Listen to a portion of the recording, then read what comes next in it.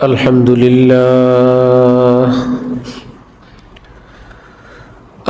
لله وكفى وسلام على عباده الذين اصطفى أما بعد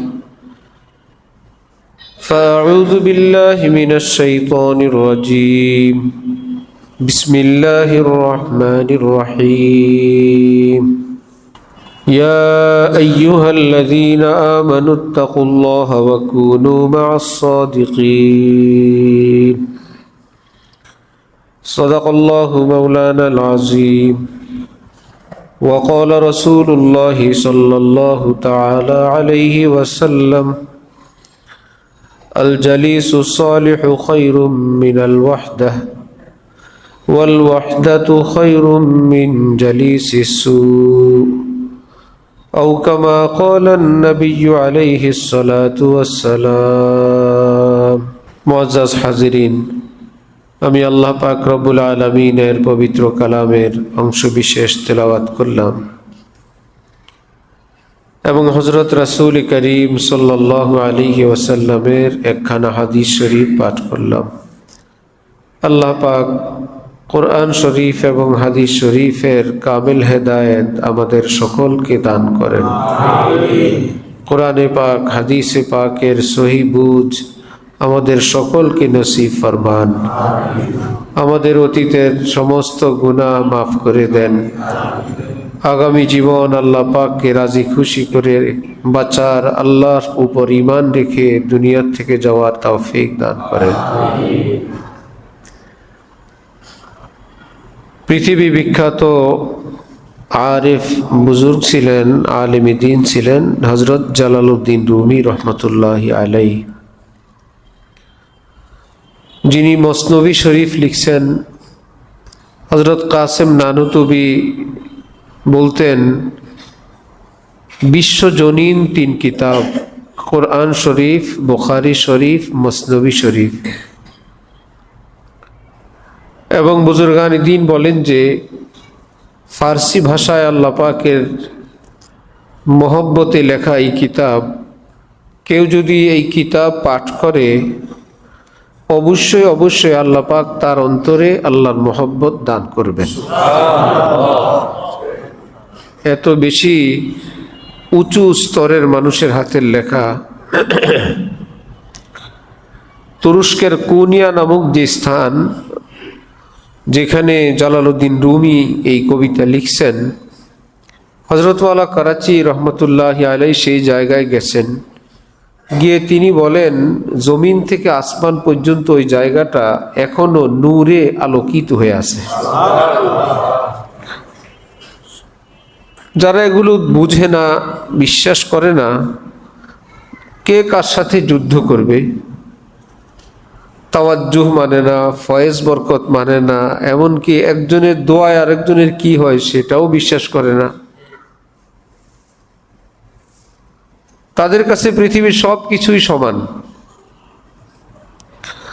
কেউ কাউকে জোর করে বুঝাবার ক্ষমতা তো কারো নাই। আল্লাহ পাক যার মহা কল্যাণ চান, নবীজি ইরশাদ করেন, মান ইউরিদিল্লাহু বিহি খাইরান, আল্লাহ পাক যার ভালো চান, অনেক ভালো চান, ইউফাক্কিহু ফিদ্দীন, তাকে দ্বীনের গভীর জ্ঞান দান করেন। সে দ্বীন গভীরভাবে বুঝে। এমনও মানুষ আছে এই পৃথিবীতে ছিল, তাদের অনুসারীরা এখনো এই দুনিয়া আছে, যাদের কথা হলো কোরআনে পাক ওযুবিহীন স্পর্শ করা যায়। সারা পৃথিবীর আলেম ওলামারা বলেন, কোরআনে পাক পবিত্র কিতাব, ওযুবিহীন ধরা যাবে না। এখন আলেম না যারা, তারা ইসলামের এরকম গুরুত্বপূর্ণ একটা বিষয়ে তারা সিদ্ধান্ত, তারাও কিছু বলতে চায়। চিকিৎসা বিজ্ঞানের ক্ষেত্রে তো কোনো আলেম সেখানে তর্ক করতে যায় না, ইঞ্জিনিয়ার যায় না, ব্যবসায়ীরা যায় না, এটা চিকিৎসকদের ব্যাপার। যদি কথা বলে চিকিৎসকরা পরস্পর বলবে, তারা সিদ্ধান্ত দিবে। যদি কোনো ভিন্ন সিদ্ধান্ত, ভিন্ন মত থাকে, সেটা কি ডাক্তারে আর রুগী ভিন্ন মত, না ডাক্তারে ডাক্তারে। আমি আপনি কোনো গাড়ি মেরামত করব, কোনো ওয়ার্কশপে গেলাম, সেখানে টাকা বেশি চাইলো, রাগ করে কি ফার্মেসিতে চলে যাব না আরেকটা ওয়ার্কশপে যাব? আরেকটা ওয়ার্কশপে যেতে হবে। রাগ করে ফার্মেসিতে গেলে হবে না, রাগ করে কোনো মুফতি সাহেবের নিকট যাওয়া যাবে না। চিকিৎসা করব তো ডাক্তারের কাছে যাব, চিকিৎসা ভালো লাগে না, হয় না, ওষুধে কাজ হয় না, রাগ করে মুফতি সাহেবের কাছে চলে গেছে, না, আরেকজন চিকিৎসকের কাছেই যাওয়া লাগবে। তো ইসলামের বিষয়, দ্বীনের বিষয় যদি কোনো আলেমের কথা সিদ্ধান্ত ভালো না লাগে, তাহলে আমরা কি আরেকজন ডাক্তার ইঞ্জিনিয়ারের কাছে যাব না আরেক আলেমের কাছে? আরেক আলেমের কাছে যাব। এটা কোরআনের আদেশ, আর রহমান ফাসআল বিহি খবীরা। আল্লাহ পাক বলেন, রহমান কি শান কো কিসি বাখবর সে পুছো। আমি আল্লাহর কথা যা তার কাছে জিজ্ঞেস করবা না, যে যথাযথ খবর রাখে তার কাছে জিজ্ঞেস করো। যে নিজে হজ করে নাই তার কাছে মক্কা মদিনার কথা জিজ্ঞেস করলে সে যা উত্তর দিবে দেখে দেখে বলবে না, শুনে শুনে শুনে শুনে, কোনো উপায় নেই। কোনো এক বেচারা, আমাদের শায়েখ হজরতওয়ালা দায়িত্ব দিয়েছেন কোনো কাজের, আমিও আছি, সে বেচারাও আছে। হজরতওয়ালা কোনো সফরে গেলেন 5-6 দিনের, আসছেন, এই 5-6 দিন উনি নাই, কোনো খোঁজ খবর নাই। ওই বিষয়ে আমি যতটুকুন সম্ভব খোঁজ খবর নিয়ে রাখছি, হজরতকে বলবো। এখন সে আমাকে জিজ্ঞেস করতেছিস, ভাই কি হইল কাজটা? আমি সরল মনে বললাম, এই হয়েছে এতটুকুন। আমার আগেই হজরতওয়ালার কাছে গিয়ে রিপোর্ট দিয়ে দিছে, হজরতওয়ালা কাজ এটুক হয়েছে।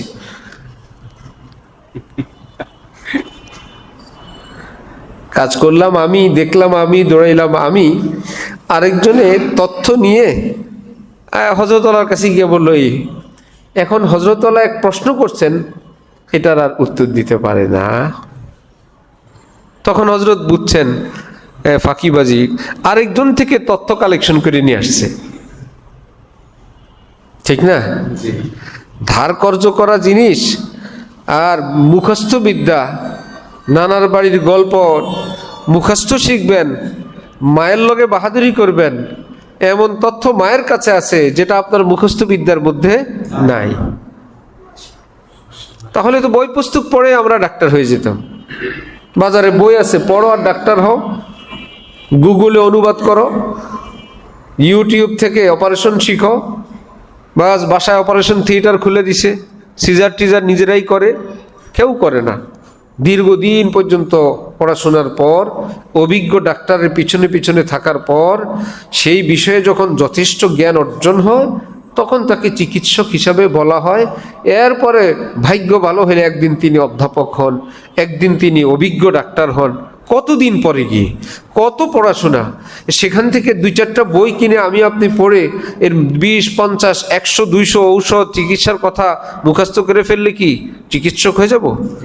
তো কোরআন হাদিসের কিছু কথা, বয়ান, বক্তৃতা, রাজনীতি, সিয়াসত, দেশ আন্তর্জাতিক সম্পর্কে কিছু আয়াত হাদিস মুখস্থ করে যে সে আলেম হয়?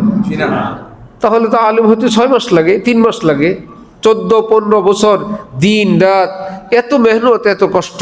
তাও 15-20 বছর পর ওস্তাদরা বলে দেন, ঠিক আছে, এলেম কিভাবে হাসিল করতে হয় রাস্তাঘাট শিখলা, এখন গিয়ে এলেম হাসিল করো। এখন তো বুঝলা কোন কিতাব কিভাবে পড়তে হয়, কোন লেখক কোন মানের, কোন মুসান্নিফ কোন মুফাসসির কতটুকুন গ্রহণযোগ্য, কার ফতোয়া কোন মানের, এখন তো চিনলা এলেমের জগৎটা। এখন পড়াশোনা করো, এলেম হাসিল করো। আলেমের অবস্থা যদি এই হয়, সাধারণ মানুষ ঘরে, বাড়িতে, অফিসে, ফেসবুকে, ইউটিউবে অনুবাদে উচ্চারণ সহ কোরআন শরীফ পড়ে পাল্লা দেয় আলেমী দ্বীনের সাথে, কথা বলে বড় বড়, মনে হয় না আলেমরা কিছু বুঝে না।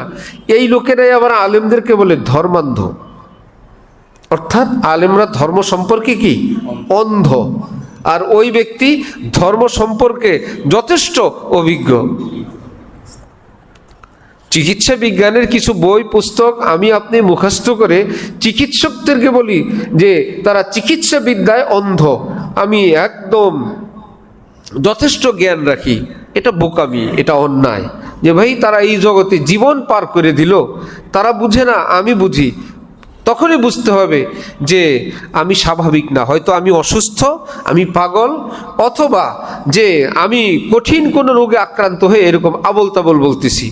আলিমি দিন যারা কোরআনে পাক হাদিসে পাকের আলিফ বা তা সা থেকে নিয়ে 30 পারা কোরআন সহি শুদ্ধ তেলাওয়াত, 30 পারা কোরআন মুখস্থ, 30 পারা কোরআনের অর্থ অনুবাদ, 30 পারা কোরআনের তাফসির, 30 পারা কোরআনের বহু তাফসির, 30 পারা কোরআনের ব্যাখ্যা, আয়াতগুলো নাজিল হওয়ার প্রেক্ষাপট, কোনটা মক্কা শরীফ, কোনটা মদিনা শরীফ, কোনটার অর্থ থেকে কি বোঝা যায়।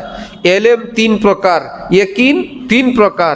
একটা জিনিস বিশ্বাস করা, মনে করেন কোনো মানুষ যদি মাথায় গুলি খায়, লোকটা মারা যায়, এটা কি দেখে বললাম না মুখস্থ? মুখস্থ। এই মুখস্থ এই কথাটা শোনার নাম এলমুল ইয়াকিন। এবার এক লোকের সামনে মাথায় গুলি খেয়ে সত্যি সত্যি একজন মারা গেছে, এটার নাম আইনুল ইয়াকিন। বলে শুধু শুনছি না, সেই কথাটা চোখে দেখছিও। এখন বলে ঘটনা আমার সামনে গুলি লেগে মারাও গেছে এবং যতজনের লাগে সব মারা যায়, এটার নাম হক্কুল ইয়াকিন। একটা হলো এলমুল ইয়াকিন, আর একটা আইনুল ইয়াকিন, আর একটা হক্কুল ইয়াকিন। এগুলো কি অনুবাদে পড়ায়? অনুবাদে পড়ানো সম্ভব? কত সব কথা, কোন সাহাবী কোন সনে ইসলাম গ্রহণ করছেন, পড়তে পড়তে পড়তে পড়তে পড়তে দম বাইর হয়ে যায়, তেজপাতা হয়ে যায়, ছাত্র করে পিটায় শোয়াইতে হয়, যেটা তো পাগলই হয়ে যাবে, পড়তে পড়তে তো পাগল হয়ে যাবে। হযরত আলী আমাদের শাইখ দামাত বারাকাতুহুম বলেন যে সবাই এক খাবার খায়, আমি আরেক খাবার খাই। পরের দিন সকালবেলায় পরীক্ষা দেওয়ার পরে সবাই আমার নিয়ে হাসে, এক খাবার খায়, আমি আবার আর কি ব্যাপার, সবাই হাসে আর বলে আর কি ব্যাপার, ফেরেশতারা দিয়ে গেছে আপনারে, আবার হাসে কেন, আমি খাবার খাই আর খাওয়াও কি। একটু পরে সাথী সঙ্গীরা বলল বা আমার হুঁশ আসলো, পরীক্ষা উপলক্ষে গতকাল রাতের খাবার খাই নাই। রাত গেল, সকাল গেল, পরীক্ষার হল গেল, সবাই আজকে দুপুরের খানা খায়, আমার প্লেটের মধ্যে গতকাল রাতের যে খাবার রেখে দিছিল ওইটা নিয়ে আমি খাইতেছি, আমার কোনো খবরই নেই। এটা গতকাল রাতের খাবার, বাসি হয়ে গেছে, নষ্ট হয়ে গেছে, কোনো খোঁজ খবর নাই, মাথা ঠিকই নেই। হযরত ইমাম মুসলিম রহমতুল্লাহি আলাইহি বুখারী শরীফের পরের কিতাবের নাম কি? মুসলিম শরীফ। ইমাম মুসলিম, যিনি ইমাম মুসলিম লিখছেন, তিনি হাদিস পড়তেছেন, এত গভীর মনোযোগ দিয়ে হাদিস পড়তেছেন, পাশে ছিল শুকনা খেজুর, তো একটা একটা করে মাঝে মাঝে খেজুর মুখে দেন। কয়টা খাইছেন, কি খাইছেন, কোনো খোঁজ খবর নেই। এই পরিমাণ খাওয়া হয়েছে, এখন শুকনা খেজুর পেটে গিয়ে ফুলে পাকস্থলী ফেটে এই দুনিয়ার থেকে চলে গেছেন, ইন্তেকাল হয়ে গেছে, খবরই নেই তার কয়টা খেজুর খাইছে, কতক্ষণ খাইছে, কি খাইছে। হযরত মুফতি ফজলুল হক আমিনী সাহেব রহমতুল্লাহি আলাইহি ছিলেন, কমলাপুর স্টেশনে গেছেন, ট্রেন আসবে, কতক্ষণ, আর কিছুক্ষণ পরে ট্রেন আসবে, ওনার বাড়ি ব্রাহ্মণবাড়িয়া যাবেন, তো চলো একটু দাঁড়ায় একটু কিতাব পড়ি। কিতাব খুলে দাঁড়াইছেন, 10টা 11টার দিকে ট্রেন আসবে, ছাড়বে, হঠাৎ আজান। ভাই কিসের আজান? ফজরের আজান। অমুক ট্রেনটা আসে নেই, কোন ট্রেন? এই যে 10টা 11টার দিকে আসার কথা, মানে সেই ট্রেন আসছে, সব লোক যার নামার নামছে, উঠছে, এটা তো ব্রাহ্মণবাড়িয়া গেছে কখনই। আপনি কোন জায়গা থেকে আসছেন, কি কখন ট্রেন আসছে? আমি তো এখানেই দাঁড়ানো ছিলাম,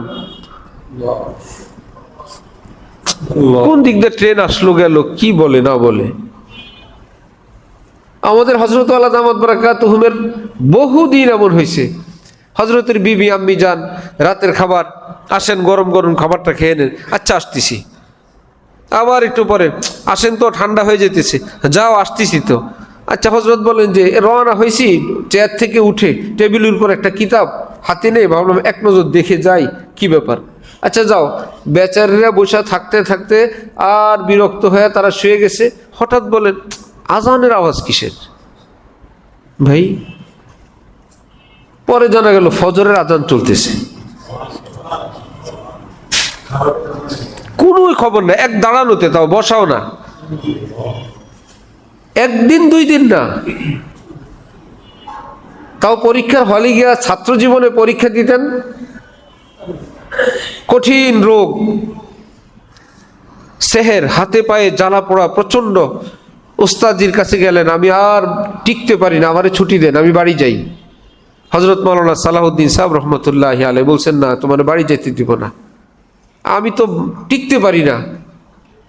আল্লাহ, হযরত বলেন যে একটা গামলা পাত্রের মধ্যে পানি রেখে আমারে বললেন, ওই পরীক্ষার হলে পা ভিজায় পরীক্ষা দিবা। কি মুশকিল, কি ঝামেলা।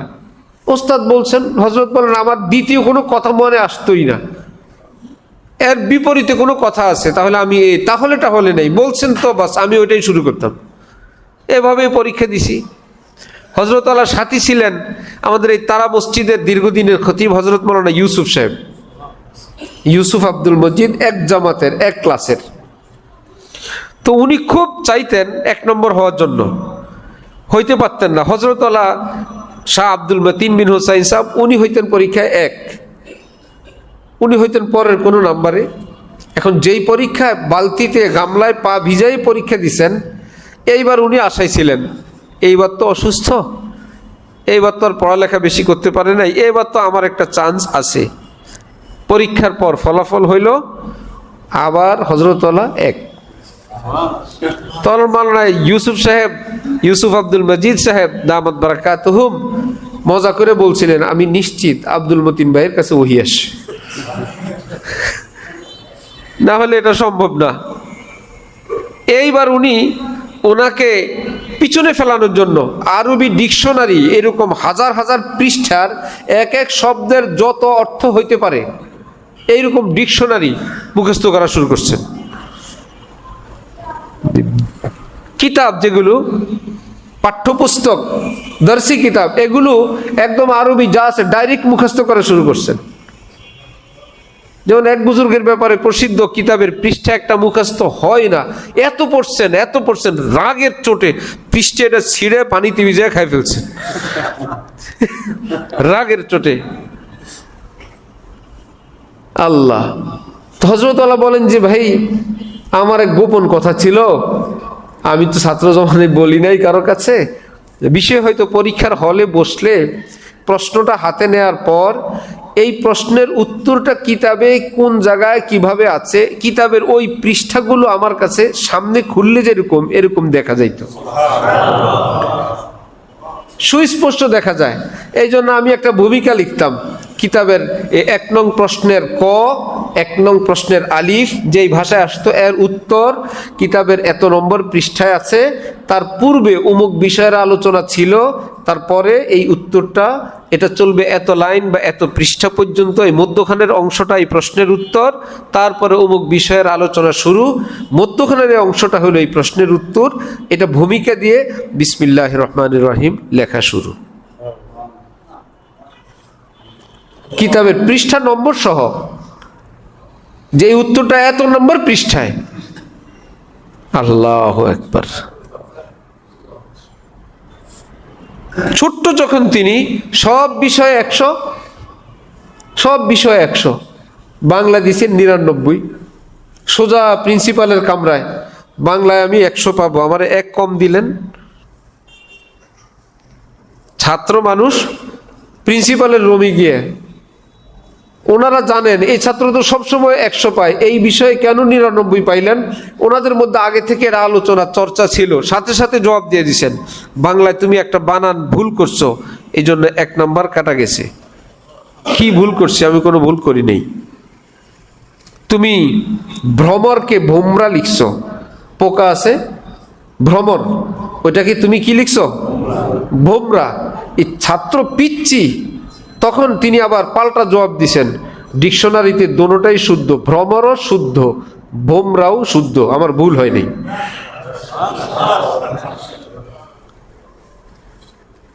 এখন ওস্তাদজিরা এটা জানতেন না তখন।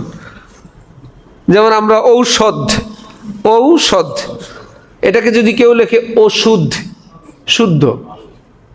ঔষধ এটাও শুদ্ধ, ওষুধ এটাও কি শুদ্ধ। খাওয়ার জিনিস শিরনি, শিরনি লেখলেও শুদ্ধ, শিরনি, শিরনি ওটাও কি শুদ্ধ, শির থেকে শিরনি ওটাও শুদ্ধ, শিরনি লেখলেও কি শুদ্ধ। ওষুধও শুদ্ধ, ঔষধও শুদ্ধ। তো ভ্রমরও শুদ্ধ, ভোমরাও শুদ্ধ। এখন একটা যাও, এখন শিক্ষক প্রিন্সিপাল সব যাও, ছোট মানুষ বেশি কথা বলে ভাগায় দিছেন। হযরত বলেন আমি তো কেবল গুড়গুড় করি, কিছুক্ষণ পর দেখি রেজাল্ট বোর্ডের মধ্যে 99 কাইটা 100 দিয়ে রাখছে। আপনি ওই মানুষের সঙ্গে পাল্লা দিবেন এলেম কালাম নিয়ে? হ্যাঁ,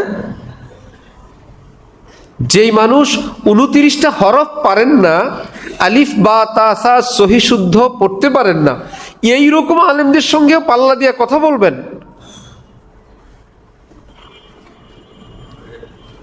বড় দামি কোনো কাপড়ের দোকানে গেছে, এক দামের কাপড়ের দোকান, নামি দামি, আমরা রাজশাহী গেছি, সিল্কের দোকান, ছোট্ট একখান 3 পিস, স্যার এটা 12,500, এটা এত, আরে জ্বালা রে, ফিক্স প্রাইস। তাও বলে আমাদের দেশে এবং বিদেশে কয়েক জায়গায় এরকম শোরুম আছে, বাংলাদেশে নির্দিষ্ট, বিদেশে অমুক জায়গায় অমুকটা 26,000, এটা 30,000, এখন ওটা 1 লাখ, এটা 2.5 লাখ। এখন এক বেচারা গেছে, তার পকেটে আছেই 500 টাকা, তার কাছে যেটাই দেখায় সে দাম বলবে কত? কি ব্যাপার, তার পুঁজি তো আছে 500, এর উপরে উপরে কি মরবে সে?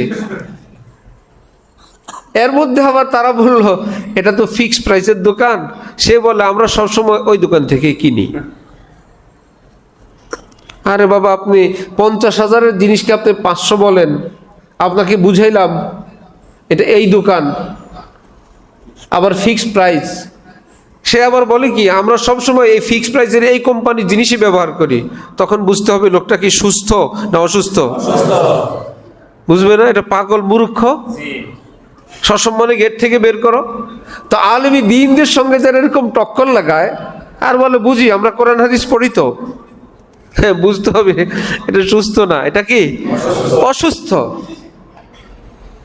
আল্লামা আনোয়ার শাহ কাশ্মীরি প্রসিদ্ধ যে ওনার বাবা আল্লাহ পাকের নিকট দোয়া করছিলেন, আয় আল্লাহ, হাফিজ ইবনে হজর আসকালানি, হাফিজ শামসুদ্দিন জাহাবি, পৃথিবী বিখ্যাত হাদিস বিশারদ এবং তাদের এলেমের বাহার সারা দুনিয়ায়, আল্লাহ ওই 2 মুহাদ্দিসকে আপনি যা এলেম দিলেন, আল্লাহ আমার আনোয়ার শাহকে আপনি ওই পরিমাণ এলেম দিয়েন। বাবার দোয়া দেখছেন? আল্লাহর কাছে চাইতেও তো বুঝ করে চাওয়া লাগবে, বড় করে চাইতে হয়। নবীজি বলছেন জান্নাত যখন চাইবা আল্লাহর কাছে, ফেরদাউস চাইবা, আল্লাহ খুশি হন। বাদশার কাছে কেউ যদি গিয়ে বলে স্যার আমার সকালের ভেজিটেবল রান্না করার আলু নাই, একটা আলু আর একটা পেঁয়াজ দেন স্যার, বাদশার কাছে গিয়ে, এটা কি বাদশার সম্মান না অসম্মান? কেন, তার লাগবে তো আলু আর পেঁয়াজ, বলে আর কোথায় আসছো সেটা দেখো, ভালো কিছু চাও। রব্বুল আলামিন বলে, ছোট নবীজি বলেন আল্লাহর কাছে এরকম আলু পেঁয়াজ ধনিয়া পাতা চাইবা না, জান্নাতুল ফিরদাউস চাইবা। আল্লাহ আপনি বড়, আপনার কাছে বড় কিছু চাই। তো ওনার বাবা আল্লাহর কাছে দোয়া করছেন, তো ওলামায়ে কেরাম বলেন আল্লাহ ওনার দোয়া কবুলও করছেন। মিশরে গেছেন এক লাইব্রেরিতে, একটা কিতাব পড়লেন একবার, এত সুন্দর কিতাব রে, আমাদের ভারতে তো নাই। লাইব্রেরিওয়ালাদেরকে বললেন এই কিতাবটা আমি ভারতে নেই, এটা হাতে দেখে দেখে, কম্পিউটার কম্পোজ ফটোস্টার তো নাই, এটা লিখে কাতিব দিয়ে একটা কপি রেখে আপনাদেরকে পাঠিয়ে দিব। বললো এটা লাইব্রেরির বাইরে নেওয়ার পারমিশন নাই, আমাদের কপি নাই, থাক। একবার পড়ে আসছেন, দেশে এসে ভারতে এসে পুরা কিতাবটা মুখস্থ লিখে ফেলছেন। আবার এটা দেখায় দেখায় আরেকজনকে বলছেন তুমি একটা কপি লেখো, বেচারাদের কপি নাই, এটা কপি লিখছেন, লিখে আবার ওই দেশে পাঠাইছেন, সাথে একখান ছোট নোট পাঠাইছেন, আপনাদের মূল কিতাবে এই কয়েকটা ভুল আছে, ঠিক করে নিয়েন। আনোয়ার শাহ কাশ্মীরি মৃত্যু শয্যায় শায়িত। কেউ এসে জিজ্ঞেস করছেন হযরত একটা মাসালা, কি হযরত আপনি অসুস্থ, ফতুল কাদির বিশাল বড় 11 ভলিউমের কিতাব, বিভিন্ন লাইব্রেরির কম বেশি হয়, বড় কিতাব। হযরত এই মশালাটা কি মনে আছে? পরে বললেন কোন জায়গায় 9 ভলিউম, বলে 14 বছর আগে পুরাটা আমি একবার পড়ছিলাম, আলহামদুলিল্লাহ পৃষ্ঠা নম্বর সহ পুরাটা মুখস্থ আছে। হযরতকে বলা হয়তো হুজ্জতুল ইসলাম, অর্থাৎ ইসলাম যে হক ধর্ম এর প্রমাণ হলো আনোয়ার শাহ কাশ্মীরি একজন মুসলমান। এই ধর্মে যদি কোথাও কোনো ত্রুটি থাকতো এটা ওনার কাছে ধরা পড়তো। উনি যেহেতু ইসলামের পাগল, বুঝে শুনে এত ব্রেনি এত কিছু পড়ে, তাহলে বুঝতে হবে ইসলাম অনেক সুন্দর। আল্লামা ইকবালের নাম শুনছেন আপনারা? পৃথিবী বিখ্যাত কবি আল্লামা ইকবাল। আল্লামা ইকবাল আসতেন আল্লামা আনোয়ার শাহ কাশ্মীরির মজলিসে, যাতায়াত করতেন। করেন কমিউনিস্ট, অক্সফোর্ড বিশ্ববিদ্যালয় থেকে পড়ুয়া, কিন্তু ওই সময়ের মুসলমানদের মধ্যে তো একটু দ্বীনি জ্ঞান বুঝ বুদ্ধি ছিল। যেমন আমাদের ডক্টর শহীদুল্লাহ সাহেব 18 ভাষার পণ্ডিত, তিনি গিয়ে লালবাগে হযরত মাওলানা শামসুল হক ফরিদপুরি রহমতুল্লাহি আলাইহির নিকট বসে থাকতেন, শিখতেন। ওনার শিষ্যরা সাথী সঙ্গীরা বলতো, এখন যেরকম বিশ্ববিদ্যালয়ের ডক্টর হওয়া দূরের কথা, একটু শিক্ষক হইলেই মনে করে আলেমের কাছে কেন যাব। প্রাইমারি শিক্ষক হইলে ব্যাংকের মতো লাভ দেয়, আর হাই স্কুল কলেজ হলে তো আর কথাই নাই, ভার্সিটি হলে তো আর মনে করে কেন আলেমের কাছে যাব, সব কিছু তো ফেসবুকে আছে, বাজারে সব পাওয়া যায়। ভাই আমরা তো কোনোদিন আপনাদের সাবজেক্ট নিয়ে বলি নাই যে ডাক্তারের কাছে কেন যাব, ডাক্তারের বই তো বাজারে পাওয়া যায়, আপনিও তো বলেন না। লজ্জা বোধ করে, নিজের অসম্মান বোধ করে। ডক্টর ইকবালকে এরকম সাথী সঙ্গীরা বলতেন, আপনি কেন একজন আলিমের কাছে যাবেন, আপনি 18 ভাষার পণ্ডিত। তিনি বলতেন, আমার সমস্ত পাণ্ডিত্য ডিগ্রি এক পাল্লায় রাখলে আমি যার কাছে যাই, মাওলানা শামসুল হক ফরিদপুরীর এক হরফের ওজন আরো অনেক বেশি। আমি দিন শিখতে যাই, সেখানে তো পিএইচডি আর ডক্টরের কোনো দাম নাই। এই বাড়ি গাড়িওয়ালা, সম্পত্তিওয়ালা, ক্ষমতাওয়ালা, একটু ক্ষমতায় গেলে আর কোরআন হাদিস শিখার রাস্তা বন্ধ। একটু পয়সাওয়ালা হয়ে গেলে আর কোনো আলেমের সামনে বসার রাস্তা বন্ধ। একটু গাড়িওয়ালা, একটু বস হয়ে গেলে আর কারো কাছে ছোট হওয়ার রাস্তা বন্ধ। এই বন্ধ হওয়া মানে আমাদের জন্য সুখকর না, এটা আমাদের জন্য ক্ষতিকর। আমার আখিরাতের রাস্তা ঠিক রাখা। আল্লাহ পয়সা দিছে, নিতে কতক্ষণ? আল্লাহ পাক পয়সা দিছে, নিচে কতক্ষণ? এই খবর তো সবার কাছে আছে। কি মানুষ কি হয়ে দুনিয়া থেকে যায়, কেমন ধনীরা কত বিপদগ্রস্ত হয়ে যায়, চিকিৎসাবিহীন মারা যায়, চিকিৎসা শেষ করে হসপিটাল থেকে বিল দিয়ে আনার লোক নাই। এরকম হয় না? এইরকম কিছু টাকা পয়সার জন্য বেয়াদবি করা লাগবে? আল্লাহু আকবার। তো আল্লামা ইকবাল যেতেন আল্লামা আনোয়ার শাহ কাশ্মীরির মজলিসে। ওই সময় আল্লামা ইকবাল ততক্ষণ পর্যন্ত কমিউনিস্টের লিডার, কমিউনিস্টের রাজনীতি করেন, তাদের মতো সব কিছু জীবনযাপন। একদিন আল্লামা ইকবালকে আল্লামা আনোয়ার শাহ কাশ্মীরি বললেন যে, আপনার মতন একজন জ্ঞানী বুদ্ধিমান মানুষ, আপনি নাস্তিকদের সঙ্গে ঘুরেন ফিরেন থাকেন, তাদের লিডারি করেন, তাদের রাজনীতি করেন, মহব্বতের দাবি থেকে, মহব্বত থেকে কিছু বললে খুব চোট লাগছে। এই দোস্ত, আয়াম জব ভালে আতে হে ঘাত মিলনে কি ও খুদ আপ হি বতলাতে হে। হে বন্ধু, কাউকে যখন আল্লাহ পাক নিজের আপন বানাইতে চান, আল্লাহ পাক কোনো রাস্তা তার জন্য করে দেন এবং সেই পথে অগ্রসর হওয়াটা আল্লাহ পাক তার জন্য সহজ করে দেন। কেমনে কেমনে জানি ঘাটে ঘাটে পড়ে যায়, এ পেয়ে গেছি, এ মজলিসে চলে গেছি, আজকের কথাটা ভালো লাগছে, নিয়ত করে ফেলাইছি, একদম সুন্নতি লেবাস ধরে ফেলছি, নামাজ শুরু করে দিছি, সে মনে করে সে করতেছে। আল্লাহ পাক বলেন, না, আমি টান দিছি। এই জন্য দুনিয়ার সব এখন তার কাছে অন্যরকম হয়ে গেছে। আমি আল্লাহু ইয়াজতাবি ইলাইহি মান ইয়াশা, আমি যাকে চাই আমার দিকে আমি টান মারি। এইবার আল্লামা আনোয়ার শাহ কাশ্মীরির এই কথায় হযরত আল্লামা ইকবাল একদম গিয়ে সব ছিঁড়ে ভিড়ে ফেলে কমিউনিস্ট থেকে বিদায় নিয়ে আসছেন। এখন ডক্টর ইকবাল, আল্লামা ইকবাল এখন আল্লামা আনোয়ার শাহ কাশ্মীরির মজলিসে বসেন। যেই ছবিটা আল্লামা ইকবালের বাজারে, এটা হলো সেই কমিউনিস্টের যুগের ছবি, দুষ্টরা সারা পৃথিবীতে প্রচার করছে। অথচ শেষ জীবন সুন্নতি দাড়িওয়ালা, টুপিওয়ালা, নামাজওয়ালা এই ছবি পৃথিবীকে আর জানতে দেয়নি। যেমন টিপু সুলতানের ছবি, আমরা যেটা দেখছি দাড়িওয়ালা না দাড়ি ছাড়া, অথচ উনি তো তাহাজ্জুদ গুজার বুজুর্গ, আল্লাহওয়ালা মানুষ। এটা সেই জীবনের শুরু অংশের কোন একটা ছবি। দুষ্টদের হাতে কলম, দুষ্টদের হাতে ক্ষমতা। ভাবছি এটা যদি সবাইকে দেই, এইরকম যদি হইল যে আমি টিপু সুলতানের মতন হই, না তারই কোনো একটা ছবি এটা সেখানে দিয়ে দেয়। এগুলো হলো মানে তথ্য সন্ত্রাস। এমনভাবে সিস্টেম করবে আপনাকে আমাকে বুঝতে দিবে না। শিক্ষা ব্যবস্থায় এমন করে ফেলছে, বলে না শিক্ষা ব্যবস্থা। শিক্ষা ব্যবস্থা কি? শিক্ষা যা আছে বাংলায় বাংলা, সাহিত্যে সাহিত্য, অঙ্কে অঙ্ক। ব্যবস্থা আবার কি? ব্যবস্থা হলো মনে করেন অঙ্ক শিখাবে। এবার কি অঙ্ক শিখাইলো? গণেশ তার পিতা রমেশ থেকে না বলে 100 টাকা নিল। এবার এভাবে যদি 12 মাস, প্রতি মাসে 100 টাকা নেয়, 12 মাসে কত টাকা হবে? 1200 টাকা হয়ে গেল। তাকে গুণ শিখাইলো। এবার গণেশ এই টাকা দিয়ে পূজায় আনন্দ করার জন্য সিদ্ধান্ত নিল, ভালো। কিন্তু শিখাইলো কি কি? গণেশ, রমেশ না বলে টাকা নেওয়া আর পূজায় যাওয়া।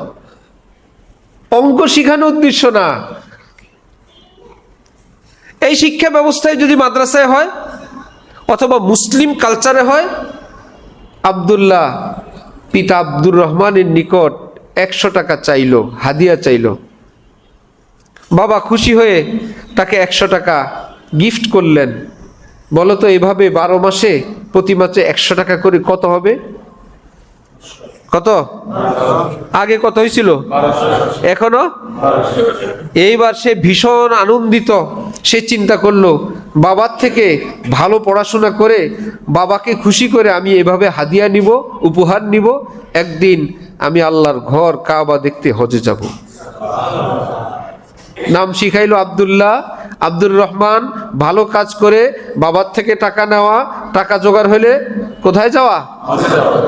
অঙ্কে কোনো বেশ কম আছে? মাসে 100, বছরে 1200।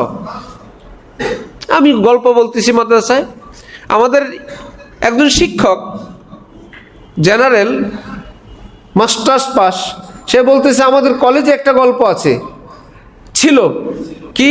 একটা গরিব হিন্দু ছেলে হিন্দু জমিদারের কাছে গিয়ে বলতেছে আমার 2 বিঘা জমি আছে মহাজন, আপনি আপনার সাহায্য চাই। এভাবে হাত পেতে তার কাছে প্রার্থনা করতেছে।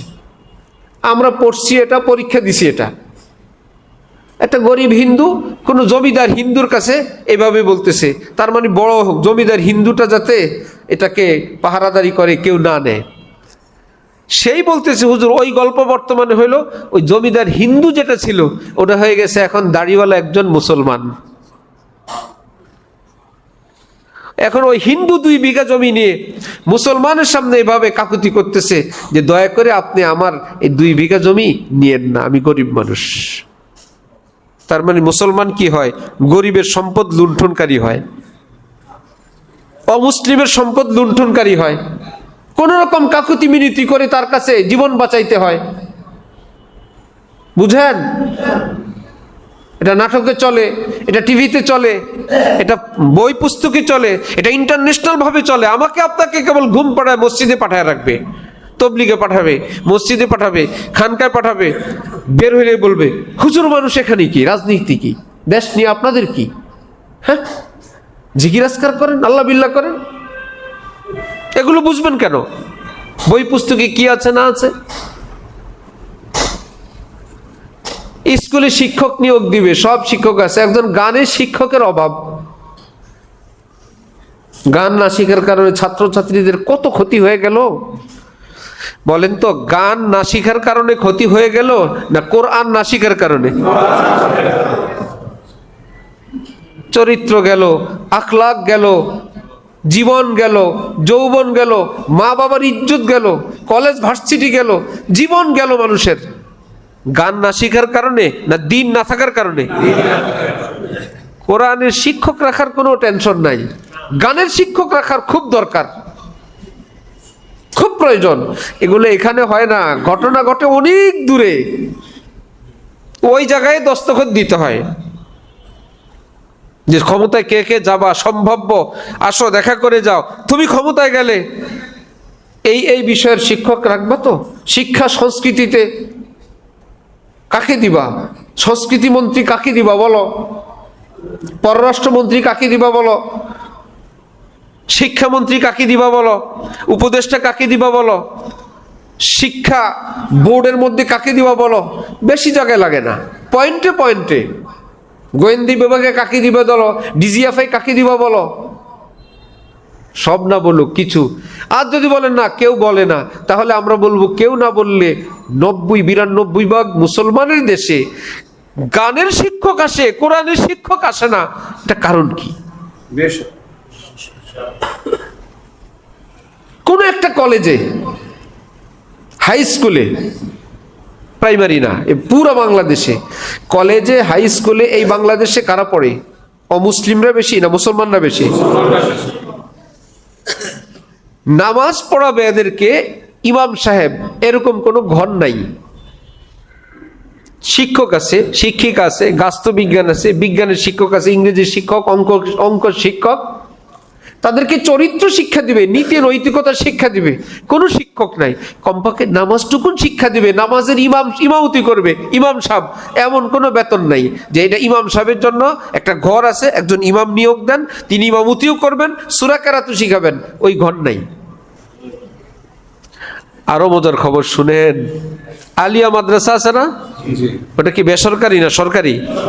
যে আলিয়া মাদ্রাসাগুলো একদম ফুল সরকারি, অল্প কয়েকটা, যেগুলো একদম ফুল সরকারি 10টাও হবে না সারা দেশে, আমি সঠিক তথ্য জানি না, খুব কম এটা জানি, যাই আছে আছে 10 হোক 50 হোক, কিন্তু সারা দেশের যে ইবতেদায়ী মাদ্রাসা, আলিম মাদ্রাসা, ফাজিল মাদ্রাসা, কামিল মাদ্রাসা, সারা দেশের এত ধরনের শিক্ষকের ঘর আছে, তাদের বরাদ্দ আছে, ইমাম নামে কোনো পোস্ট নেই।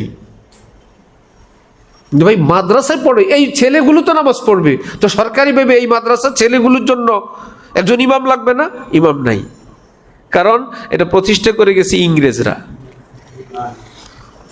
আলিয়া মাদ্রাসা তৈরি করে গেছে কারা? ওই ধারা এখনো আছে। আমরা যেভাবে বসে থাকি আর যেভাবে কেবল ইসলাহি মজলিস করি, আর 3 দিনে 10 দিনে যাই, খানকা শরীফে যাই, শিক্ষা নিয়ে, দেশ নিয়ে, ভবিষ্যৎ নিয়ে, নিজের সন্তান নিয়ে, পরিবার নিয়ে, যেভাবে আমরা বেখবর, এই কোন রকম কলমাটুকুন নিয়ে যদি যাইতে পারি যাব, এর পরবর্তী প্রজন্মের কি হবে জানা নেই। এই জন্য সন্তানকে দিন শিখায় যাওয়া এবং পাশাপাশি নিজে হক্কানি কোন আল্লাহওয়ালা, তার সঙ্গে যোগাযোগ, যাতায়াত, মহব্বত, ভালোবাসা গড়ওয়ালারা জানবে। আমাদের হুজুর, আমাকে হাজি সাহেব, আমাদের বস, তিনি ঢালকানগর যান, যাত্রাবাড়ি যান, উনি ওই মুফতি মনসুরুল্লাহ সাহেবের কাছে যান, উনি উমুক হজরতের কাছে যান, এইরকম একটা কথা জানবে। এবার বাচ্চাদের চলো আজকে মজলিস যাই, কেউ বুঝে না, যাতায়াত করে, চলো আজকে শাইখের জন্য একটু 4টা কলা হাদিয়া নিয়ে যাই, আচ্ছা চলো আজকে আমাদের বাসায় একটু পায়েস পাকায় নিয়ে যাই। কলার হাদিয়া পায়েস ওই শায়েক মাশায়েকরা খাইতে খাইতে তারা ক্লান্ত, বুঝছেন? शेखुल हदीस जकरिया साहब बोलते हैं, जब दांत थे चने न थे, अब दांत नहीं है, चने बहुत आ रहे, चेले खा रहे। জোয়ান কালে অবসর ছিলাম, পেটও ভালো ছিল, ডায়াবেটিস ছিল না, কেউ কোনো বুটও হাদিয়া নিয়ে আসে নেই, চনা বুট। এখন হাদিয়ার ঢের, অসুস্থ, রোগ বালাই, খাইতে পারি না, চেলা চামচারা খায়। কত খাওয়া যায়, কত খাবে মানুষ? মাশায়েক তো মাশায়েক আমাদের বাসার থেকে বলতেছে, আমরা তো মাশায়েকদের জুতা ধুলার বরাবর না, তাদের খাদেমও না। আমার বাসার থেকে মজা করে বলতেছে, আপনি যাত্রাবাড়ি একটা মিষ্টির দোকান দেন, ভ্যারাইটিস মিষ্টি স্টোর। কারণ এক নাম দিলে তো সব মিষ্টি এক দোকানের হবে না, নাম দেন ভ্যারাইটিস মিষ্টি স্টোর। যখন যেটা আসে, মিষ্টির প্যাকেট আসলেই বাচ্চা দিকে একটাও হাত দিবি না, মিষ্টি খায় রোগ হয়, সবটি ডায়াবেটিস হবে, মরবে। এই একান্ত কোনোটা ভালো হলে বাচ্চারা এক দুইটা খায়, কোনো রকম ভাগাও, ঘর থেকে ভাগাও। কেন বলতে হলো একান্ত ব্যক্তিগত কথা? ওই যে বললাম 4টা কলা আর একটু পায়েস নিয়েন, ওই আলেমরা কলা আর পায়েস খাওয়ার জন্য বসে থাকে নাই, বরং আপনার সঙ্গে তার একটা হৃদ্যতা হবে, আপনার ঘরের সঙ্গে সম্পর্ক হবে, বাচ্চারাও দেখবে আমার বাবা হযরতকে অনেক মহব্বত করেন। তো কি হবে? হাকিমুল উম্মত থানবী বলেন, কি হবে বেটা, যেই দেশ দুনিয়ায় তোমার বাচ্চাদেরকে রেখে যাচ্ছ, কোনো স্কুল কলেজ ভার্সিটি দিয়ে আটকাইতে পারবে না, কোনো আল্লাহওয়ালার মোহব্বতের জালে রেখে যাও, ইনশাআল্লাহ বদ্দিন হবে না, নাস্তিক হবে না। তোমার দুনিয়া থেকে চলে যাওয়ার পর ওই সম্পর্ক তার আরো গভীর হবে। আমার আব্বু আমাকে এখানে নিয়ে আসতেন, এন্তেকালের পরেই খবর দিবে, হযরত আমার বাবা আপনার মোহব্বতের মানুষ তো চলে গেছে, কবর এবার সুন্নত অনুযায়ী কবর হবে, সুন্নত অনুযায়ী জানাজা হবে, সব বেদাত থেকে মুক্ত হবে। এইবার ছেলে বলবো, আমার আব্বু আসতেন, আমিও আসবো, আমরা আসবো, আমরা আর কোনো দিকে যাব না। তাহলে সেই বেচারার 1000 দিন শিখে যে কাজটা হইতো, ওই এক আল্লাহওয়ালার কাছে যোগাযোগ, যাতায়াত, মহব্বত, ভালোবাসা, স্নেহ, মাথায় হাত মোছার বরকতে ওই ছেলেটার ঈমান নিয়ে জীবন বাঁচা, ঈমান নিয়ে মরার একটা গ্যারান্টির ব্যবস্থা হয়ে গেছে। আমি তো বলি নাই, নবীজি বলেন, আল জালিসু সালিহু খায়রুম মিনাল ওয়াহদা ওয়াল ওয়াহদাতু খায়রুম মিন জালিসিস সু। আর হাদিসে কুদসিতে আল্লাহ পাক বলেন, হুমুল কওমু লা ইয়াশকা বিহিম জালিসুহুম। আল্লাহ ওয়ালারা এমন, তাদের সঙ্গে যারা উঠা বসা করে, যোগাযোগ যাতায়াত রাখে, একটারও কপাল পড়ে না। তো বেঈমান হয়ে যে মারা যায়, সে কি কপালওয়ালা না কপাল পোড়া? বেঈমান হয়ে মারা যাওয়ার চেয়ে কপাল পোড়া আর আছে? আল্লাহ পাক বলছে, আল্লাহ ওয়ালাদের সঙ্গে যারা যাতায়াত করে কপাল পোড়ে না। তো বুজুর্গানি দিন বলেন, হইছে কাম, কপাল পুড়বে না যেহেতু আল্লাহ বলছেন, বেঈমান হয়ে মরবে না, ঈমান নিয়ে যাইতে পারবে। হাকিমুল উম্মত আশরাফ আলী থানভী বলেন, কপাল যেহেতু পুড়বে না বলছে, তাহলে কপাল না পোড়া পার্টি 2 প্রকার। একদম মুত্তাকি, নেক জিন্দিগি, পরহেজগার, বরকতওয়ালা জীবন নিয়ে কবরে যাবে, অথবা আল্লাহ বলছে কপাল পড়বে না, কিন্তু এই লোক কোন আল্লাহওয়ালার কাছে যায় আসে, ভুল বিচ্যুতি রয়েও গেছি, একদম সোজা হয় নাই, আল্লাহ বলছেন কপাল পুড়বে না, কি হবে? হাকিমুল উম্মত হযরত থানভী বলেন, মৃত্যুর আগে আল্লাহ পাক তাকে এমন একটা খাঁটি তওবা দিবেন, জীবনের সব গুনাহ থেকে তাকে পবিত্র বানায় কবরে নিয়ে যাবেন। কপাল পুড়লো না খুললো? ওই যে যোগাযোগ যাতায়াত। আজকে জিনজির এলাকায় গেলে, এই হাজী সাহেব একদম শরীর পর্দাওয়ালা, অমুক সুন্নতি লেবাসওয়ালা, অমুকের নাতি মাদ্রাসায়, অমুকে হাফেজ, কি ব্যাপার? হযরতুল্লাহ করাচি আসতেন, আমরা যুবক ছিলাম, আমরা এক গ্রুপ যেতাম হযরতের কাছে, আমাদেরকে হযরত আদর করতেন, ভালোবাসতেন, নাম জানতেন। যেই কয়েকজন ছিল সবগুলো এখন সব দাড়িওয়ালা, দিনওয়ালা, লেবাসওয়ালা, ঘরের পর্দা, শরীর পর্দা, সহি আকীদা, হক্কানি আল্লাহওয়ালা যারা এখন আছেন, তাদের সঙ্গে যোগাযোগ। ওই যৌবনকালে, শিশুকালে এক আল্লাহওয়ালার কাছে বাবার সঙ্গে সঙ্গে সঙ্গে যাইতেন, এভাবে সেভাবে যাইতেন।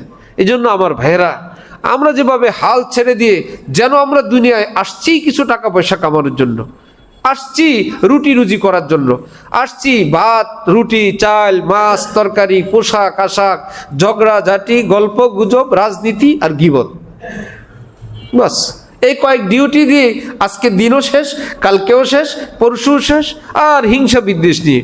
আর যদি মনে থাকতো, আয়ে থে কিস কাম কো ক্যা কর চলে, তোহমতে চন্দ अपने सर पर धर चले, वहां से पर्चा भी ना लाए साथ में, यहाँ से समझाने को दफ्तर ले चले। আহারে আসলাম পৃথিবীতে, আল্লাহ তো আমার অনেক সুযোগ দিছেন, আমার চেয়ে কম বয়সী কত মানুষের ইন্তেকাল হয়ে গেল, আল্লাহ তো আমার অনেক সুযোগ দিছেন, কিছুই তো করলাম না, আয় আল্লাহ মাফ করে দেন, আল্লাহ আমার জীবনটাকে আপনি পাক সাফ বানায় দেন না, আর দেরি করবো না, আর কয়দিন আছে আল্লাহই ভালো জানেন, এই কয়েকটা দিন ভালো কাটাবো। প্রতিদিন রাতে তওবা করে আর বলে, আল্লাহ আপনার কাছে আমি ওয়াদা করলাম কালকের দিনটা আমি আরো ভালো কাটাবো, আল্লাহ আজকে আমাকে মাফ করে দেন। গর মারা ইবার সত্তারি কুনি তওবা করদাম মনজে হরনা করদানি। হযরত জালালউদ্দিন রুমি বলেন, হে আল্লাহ, আমার যদি এইবারের জন্য মাফ করে দেন, আমি আর গুনার কাজ করব না। আল্লাহ এইবারই শেষবার। আল্লাহ বলেন, বান্দা যদি এরকম 1,000,000ও আমার কাছে বলে, আমি 1,000,000 মাফ করে দিব। বলছিল শেষ, এরপর আবার গুনাহ করছে, এইবারে আমার শেষ। আল্লাহ বলেন, আমি সেবারও মাফ করব। একটু পরে যদি আবার আর করব না, এইটাই শেষ। আল্লাহ বলেন, আমি সেটাও মাফ করব। আমি রহমান, আমি রহিম, আমি আরহামুর রাহিমিন। বান্দা আসো আমার দিকে, আমি মাফ করব।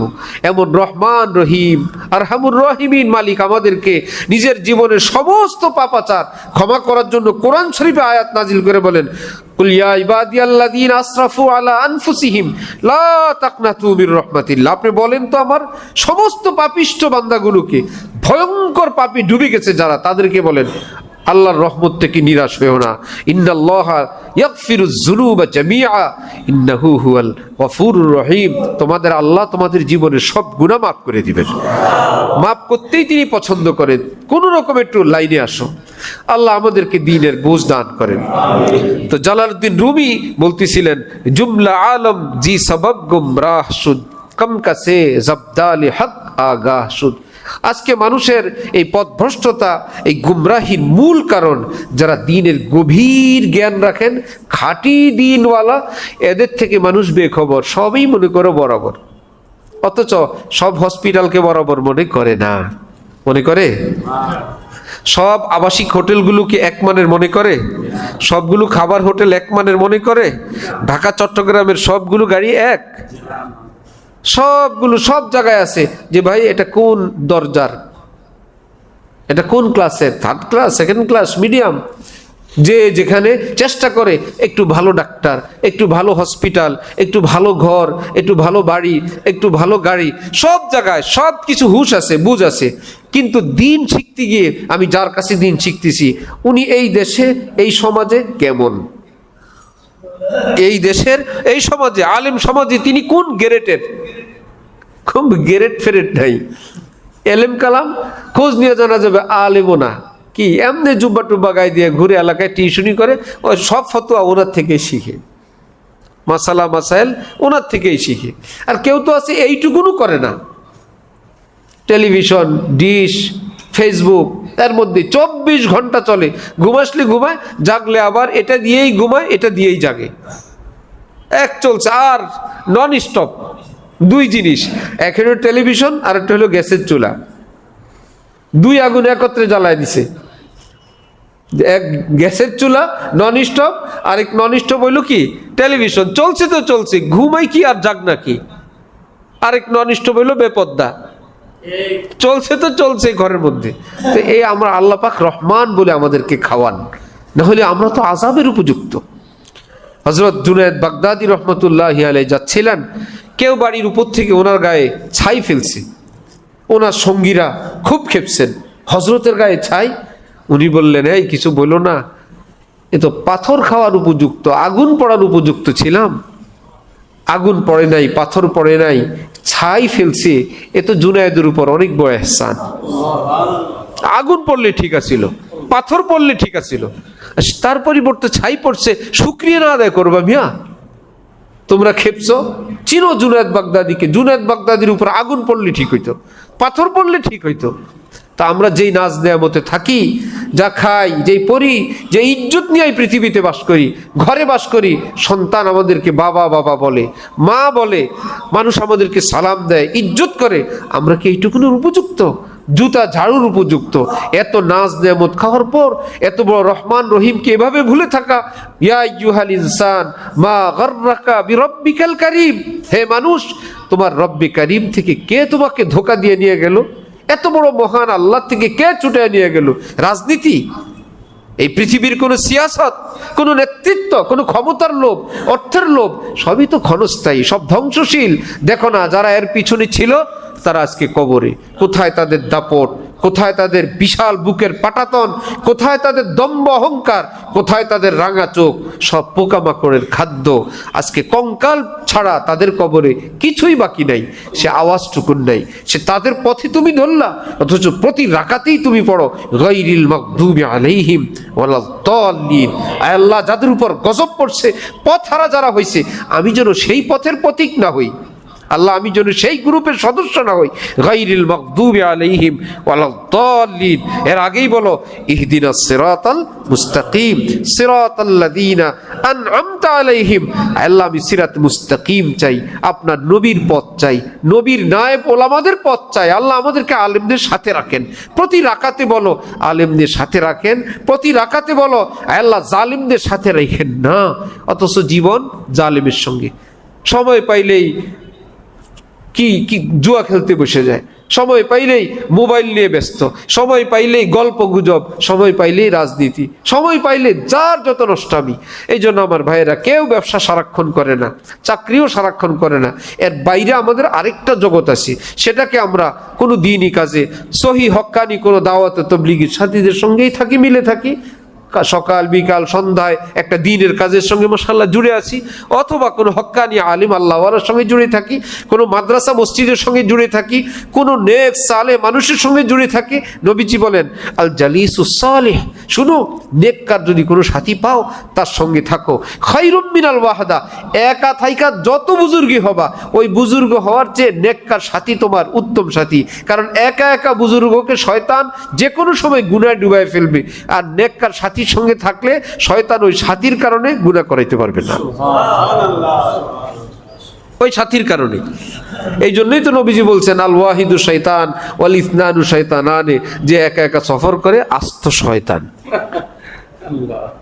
দুইজনে সফর করে দুইটা শয়তান, আর তিনজনে সফর করে এটা একটা জমাত হইছে। আর ইয়াদুল্লাহি আলাল জামাহ, তিনজন মিলে একটা গ্রুপ হয়েছে, একটা জমাত হয়েছে। আল্লাহর রহমত, একটারে পাহারা দিবে, একটা নামাজ না পড়লে আরেকটা ডাক দিবে, ইত্যাদি ইত্যাদি করবে। এখন আর মদের বোতলও যাইতে পারবে না, নষ্টামিও করতে পারবে না। একা একা যাইবা, শেষে জুস খাওয়াই দিবে।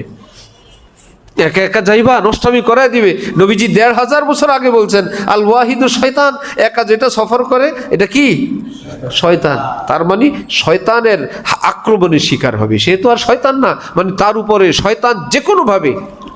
আল কাসিয়া ওয়ান নাহিয়া বলছেন, যারা ঠিক উম্মতের মধ্যে যারা একা একা থাকে, আলেমদের সঙ্গে নেককারদের সঙ্গে থাকে না, একা একা। নবী বলেন তুমি একা, নেকড়ে বাঘ যে বকরি হরিণের উপর হামলা করে, জামাত যেটা গ্রুপ বন্দি থাকে সেটার উপর, না একা একা আলাদা পাইলেই হামলা। এমনকি মানুষ পর্যন্ত খেয়ে ফেলে শিয়াল, যদি দেখে এই লোকটা একা, শিয়ালে ধরে খেয়ে ফেলে। কিন্তু যদি শিয়াল তাকায় দেখে বাবারে কয়েকজন লোক। আমরা রাত গভীরে ফজরের আগ দিয়ে কয়েকদিন আগে হজরতলার খানকা থেকে ডালকানগর থেকে বের হইলাম ৩টা সাড়ে ৩টার দিকে, গ্যান্ডারে হাই স্কুল মোড়। তো এখানে এসে আমরা কয়েকজন নিয়তি করছি যাত্রাবাড়ি হেঁটে যাব, হাঁটা হয় না, চলো একুচিলে হাঁটি। এখানে এসে দেখি এরা তিনজন কথা বলে, দুইজন বলতেছে এ হুজুরদের সঙ্গে যাই, হুজুরদের সঙ্গে যাই, চলো। এবার কোথায় যাবেন? যাত্রাবাড়ি দয়াগঞ্জ। হাঁটতেছি আর কথা বলতেছি, ভাই আপনারা আমাদের সঙ্গে কেন আসলেন? হুজুর ছিনতাইকারী আছে। ছিনতাইকারী, দুইজন মিলেও ভয় পাইতেছে যে ভাই ছিনতাইকারী আছে, যদি ধরে। এখন যখন আমরাও কয়েকজন, এখন বলে এখন আর ইনশাল্লাহ কোনো ভয় নাই। হুজুরের কারণে না, সংখ্যার কারণে। সংখ্যার সব জায়গায় হুজুরগিরি না, হুজুরের কারণে না, যে এখন আমরা সংখ্যায় কয়েকজন হয়েছি, ইনশাল্লাহ ভয় নাই। তো এইটা যেরকম হয় যে কেউ আক্রমণ করতে দেখবে, একা না, জমাত আছে, তো চোর ছিনতাইকারী শয়তানও চিন্তা করে এখানে না। ঠিক আপনি যদি একা একা ঘরে তেলাওয়াত করেন, তাহাজ্জুদ পড়েন, ভিন্ন থাকেন, আপনাকে নফস এবং শয়তান ধ্বংস করা 1-2 ব্যাপার। 1-2 মাথা খারাপ করে ফেলবে, আবল তাবল বলে ফেলবে, মুখ দিয়ে এমন কথা বলবেন, ঘরে বসে বেঈমান হয়ে গেছেন, বেঈমান হওয়ার সাথে সাথে বউ তালাক হয়ে গেছে, এরপরের থেকে জিনা ব্যভিচার স্টার্ট হয়ে গেছে, বাচ্চা হইলে আরামজাদা হয়েছে, জানেনই না আপনি, খবরে নেই। এমন কোন শব্দ, এমন কোন মন্তব্য করে বসছেন যে ঈমান ফিনিশ হয়ে গেছে। এই জন্য আলেম ওলামাদের সঙ্গে জুড়ে থাকার কোনো জুড়ি নাই। আর আলেম মানে কি জানতেন আলেম না আল্লাহওয়ালা আলেম? আমার ভাইয়েরা, আর ভুল না করি, আর দেরি না করি। আল্লাহ আমাদেরকে তৌফিক দেন, কবুল করেন। ওয়া আখিরু দাওয়ানা আলহামদুলিল্লাহি রাব্বিল আলামিন।